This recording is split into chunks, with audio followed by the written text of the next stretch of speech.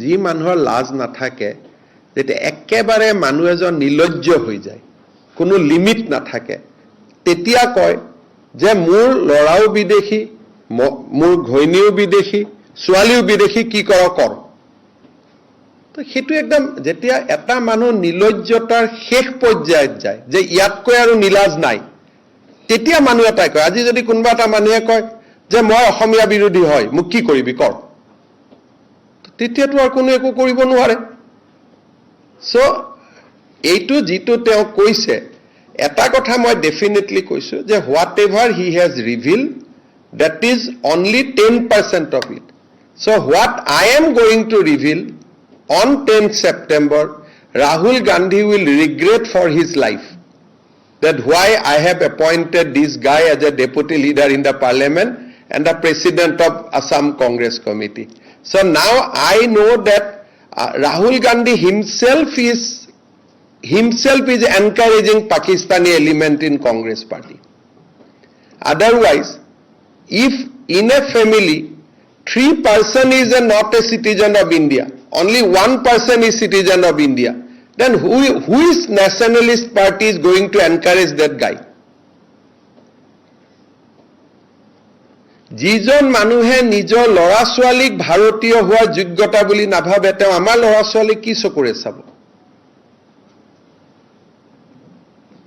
তেওঁ কোন লৰা ছোৱালীৰ লগত কথা পাতিব মইতো অসমৰ বাতৰি কাকত কেইখনক দেখি মোৰ হাঁহি উঠি আছে যে মানে তিনিজনে ভাৰতীয় নহয় বুলি কথাটো মানে নায়ক সজাইহে প্ৰজেক্ট কৰিব খোজে ইয়াতকৈ লাজৰ কথা কিবা আছে নেকি যে সৰু লৰাটোক মই ব্ৰিটিছ বনাই দিছো ডাঙৰ হলে কোনবাই কিবা কৰক মোৰ লৰাটোক মই ব্ৰিটিছ বনাই দিছো মোৰ ছোৱালীজনীক মই ব্ৰিটিছ বনাই দিছো মোৰ ঘৈণীয়েকে ভাৰতীয় নাগৰিক লোৱা নাই আৰু মই কৈছো কি কৰে কৰক মোক এৰেষ্ট কৰক ইয়াতকৈ এটো মইতো নিলজ্জ ইয়াতকৈ আৰু নিলজ্জ মানুহ মই ৰাজনীতিত কাকো দেখাই নাই আজিলৈকে this is the height of everything আজি যিখিনি কৈছো 10% মই আজি আপোনালোকক ডাইৰেক্টলি কৈছো যে his wife and he is very deeply involve in anti India activity and I am going to prove it তেওঁ যেটো পাকিস্তানত গৈছে মই আজি আকৌ এবাৰ কৈছো মোৰ কথা প্ৰত্যেকটোৱে সঁচা আছে ঘৈণীয়েকৰ লগত এটো কোনো সম্পৰ্ক নাছিল that was his own independent visit এবাৰ গৈছে দুবাৰ গৈছে তো পাসপোৰ্ট আমি যিমান পাম হিমানেই মইতো কৈছো তেওঁ নেপালতো এবাৰ গৈছিল তেওঁ নেপালৰ পৰা ক'ত গৈছে এটো কোনে জানে গতিকে কিন্তু তেওঁ যেটো আজি কৈছে যে মোৰ পৰিবাৰ তাত থকাৰ কাৰণে গৈছিল that is false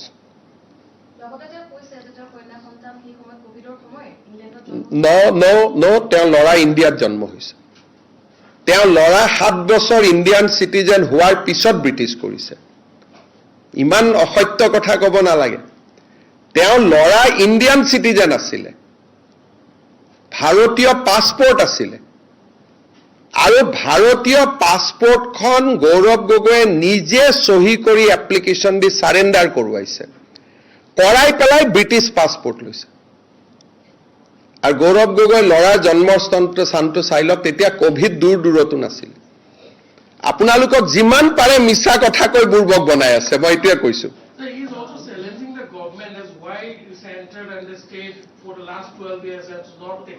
No, I think we are going to take action. Who is saying that we are not going to take action? So on 10th of September, we are going to take action. Who is saying that action will not be taken? Two things, that his son was a citizen of India and showing total disregard to this country. He by himself signed the application. Actually, I thought 2021 he has decided to leave this country. That is why he has changed the citizenship of his son in 2021, post-COVID.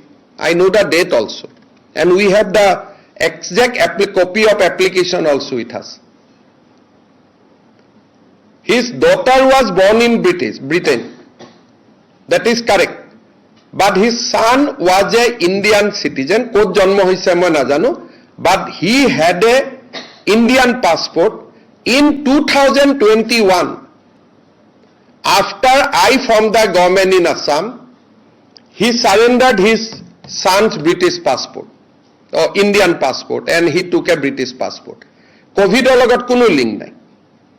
যিমান পাৰে অসত্য কথা কৈ আছে, 10 তাৰিখে ৰাস্তাত ওলাব জাগা নোহোৱা হ'ব। আৰু তেওঁৰ পৰিবাৰে আইবিৰ ওপৰত নজৰ ৰাখিছিলে। For the climate activist, there is a report we have. She quoted a report extensively quoting from a IB documents.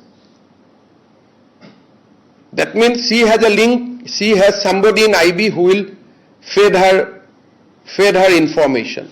On that basis, she advised climate people that whether to invest in India or not India. They are very serious allegation. Very, very serious allegation. And I am again, as a Chief Minister of Assam, I am repeating, his visit to Pakistan was to get a training, nothing to do with his wife. Because at that time, his wife was not in Pakistan, wife was in India. You also stated that you are making a secret Bollywood movie, which is going to be flop on 10th. क्या Bollywood movie भाई? मेरा तो Bollywood movie मैं क्यों बनाऊंगा? ये तो 10 का मैं अभी बोल रहा हूं. I said 3, all 3 he has accepted today. So my movie or my contention, অসমত হিমন্ত বিশ্ব শৰ্মাই যি কৈছে আজিলৈকে 100% সঁচা ওলাই আছে। আপুনিতো মোক এইটো প্ৰশ্ন কৰিব লাজ লাগিব লাগে, কাৰণ আপোনালোকে জিন্তু গগৈৰ মৃত্যুৰ কথা পাহৰি গৈছে, পেহেলগামৰ 22 জন মানুহৰ মৃত্যুৰ কথা পাহৰি গৈছে। I have documents to prove that his wife is involved of collecting various intelligence output of Government of India. And it is directly linked. I have report in my hand. So 10 September I am going to reveal their relationship with Pakistan Army, their relationship with the Interior Department of Pakistan, and how they are doing all these things for a climate lobby. So I cannot 10 September leke rokhi rakhok, aji jikhini koise pressure pori koise. আজি কিয় কৈছে? ভূপেন বৰাক ভঙাৰ আগলৈকে কথাখিনি কোৱা নাই, সভাপতিৰ কাগজখন লৈ পেলাই আজি এখিনি কথা কৈছে। ইয়াৰ আগতেতো না কৈ আছিল, মোক কি কৈছিল? ষ্টুপিড, ননসেন্স, কি কৈ আছিলে? So আজি কোন ষ্টুপিড, কোন ননসেন্স অসমৰ মানুহে গম পাই গ'ল। আৰু সেই সময়ত তেওঁ অসমৰ মুখ্যমন্ত্ৰীৰ ঘৰত আছিলে। দেউতাকক কৈ গৈছিল নে নাই পাকিস্তানত যোৱাটো? দেউতাকেতো এছবিত খবৰ দিব লাগিছিল যে মোৰ ল'ৰা পাকিস্তান গৈছে। Did he inform his father? আজি মোৰ ল'ৰাজন যদি পাকিস্তান যায়, মইতো এছবিক ইমিডিয়েটলি খবৰ দিম, আহাৰ পিছত ডিব্ৰিফিং হ'ব। আনকি আপোনালোকৰ ৰিপৰ্টাৰবিলাক যেতিয়া মাইনমাৰত যায়, ক'ৰবাত পৰেশ বৰুৱাক লগ কৰি ইণ্টাৰভিউ লৈ ঘূৰি আহি এছবিত ডিব্ৰিফিং হয়। ছায়ামণিহঁতকে সুধিব, তেওঁলোকে যেতিয়া পৰেশ বৰুৱাক লগ কৰিব গৈছিল, ঘূৰি আহি এছবিত ৰিপৰ্ট কৰে আৰু পুৰা ডিব্ৰিফিং হয়। 70 ৰাষ্ট্ৰ এখনত গ'লে ঘূৰি আহি ডিব্ৰিফিং কৰিব লাগিব না ইণ্টেলিজেন্স এজেন্সিক? গতিকে বহুত ডিপলি ইনভলভ হৈ আছে পাকিস্তানৰ লগত। আৰু ইমান চিম্পুলকৈ কৈছে যে মোৰ ৱাইফ তাতে আছে, গতিকে মই তাত গৈছিলো। সাংসদ নহওঁতেতো আৰু বেয়া আছিল, তেওঁ এটা মুখ্যমন্ত্ৰী ল'ৰা আছিল। He use to live in chief minister Assam residence. That is a more serious thing. মুখ্যমন্ত্ৰীৰ ল'ৰা এজন মুখ্যমন্ত্ৰীৰ কোৱাৰ্টাৰৰ পৰা, আপোনালোকে তেওঁৰ টুইটাৰ চাব, যোৱাৰ 2 দিন আগলৈকে টুইট কৰি আছে। 14 দিন পাকিস্তান থাকোঁতে এটাও টুইট কৰা নাই। যোৱাৰ 2 দিন আগতে কাৰ্বি আলঙত গৈছিলে, গোটেইখিনি টুইট কৰিছে। 15 দিন পাকিস্তানত থকা এটা ফটোও টুইট কৰা নাই। তেওঁ টুইটাৰৰ গোটেই, আমাৰ লগতো আছে, গোটেই হিষ্ট্ৰীটো চাব। এই মানুহজন খোল্লা পাকিস্তানৰ এজেণ্ট হয় আৰু বহুত ডিপলি ৰোটেড। নহ'লে মই যদি আজি বাংলাদেশত যাওঁ, পাকিস্তানত যাওঁ, মইতো টুইট কৰিম নহয়, ক'ত গৈছো, ক'ত খেলিছো, ক'ত গৈছো, মই টুইট কৰিম নে নাই গ'লে। আৰু তেওঁ টুইটাৰ নাথাকা নহয়, 2 দিন আগলৈকে অসমত থাকোঁতে টুইট কৰি আছে। আৰু এতিয়াও প্ৰেচিডেণ্ট হোৱাৰ পিছত ফূৰ্তি কোনখিনি মানুহৰ তেওঁৰ ফেচবুকত চাবকচোন। একচাম মানুহে ফূৰ্তি কৰি আছে, আৰু এতিয়াও যে পাব্লিক গোটাই আছে, লাহৰীঘাট, গৰৈমাৰী, ইয়াৰ পৰাই মানুহ গোটাই আছে।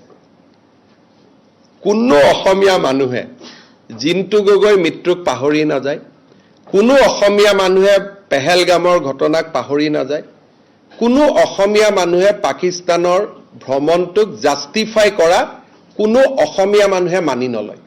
বাকী চব মানি ল'ব, টকা খাইছ, ক'ৰবাত গণ্ডগোল কৰিছ, কিবা হেৰি কৰিছ, কোনো কথা পাকিস্তানৰ লগত মানি নলয়। কিমান আমাৰ মানুহক আজিও অপাৰেশ্যন সিন্দুৰ চলি আছে, অপাৰেশ্যন সিন্দুৰ চলি থাকোঁতে তেওঁ নিজৰ পাকিস্তান ভ্ৰমণক জাষ্টিফাই কৰিছে, যেতিয়া আমাৰ সেনা বাহিনীৰ লোকে, এয়াৰফ'ৰ্চৰ লোকে এতিয়াও সীমান্তত গুলি খাবৰ কাৰণে প্ৰস্তুত হৈ আছে। এইজন মানুহ কংগ্ৰেছৰ প্ৰেচিডেণ্ট হ'ব পাৰে। সেইকাৰণে now things has to be uncharted by Rahul Gandhi. Sir, what could be the compulsion of Congress party to make him as a... Because Congress party always patronize Pakistani element. Congress party itself, they have proved that they are B team of Pakistan. Rahul Gandhi, Gaurav Gogoi both, they tried to prevent purchase of Rafale. If we would not have Rafale, what would have been situation today in Operation Sindoor? Both of them. I have evidence to prove. না ৰিপুণ বৰাই গম পাই যে তেওঁ পাকিস্তানৰ পৰা দৰমহা লৈছিলে, গতিকে কালি পুলিচে ৰিপুণ বৰাক মাতিছে, ৰিপুণ বৰাৰ হাতত কি প্ৰমাণ আছে? কাৰণ মইতো জানাত পাকিস্তান চৰকাৰে তেওঁক দৰমহা দিয়া নাছিলে, ISIৰ এটা এজেঞ্চিৰ পৰা দৰমহা লৈছিলে, থ্ৰ' NGO। কিন্তু ৰিপুণ বৰাৰ হাতত মোতকৈ বেছি খবৰ আছে, গতিকে কালি ৰিপুণ বৰাক সুধিব খুজিছো কি খবৰ আছে, কাৰণ মইতো অসত্য ক'ব নোৱাৰো, মই মুখ্যমন্ত্ৰী আসনত বহি আছো।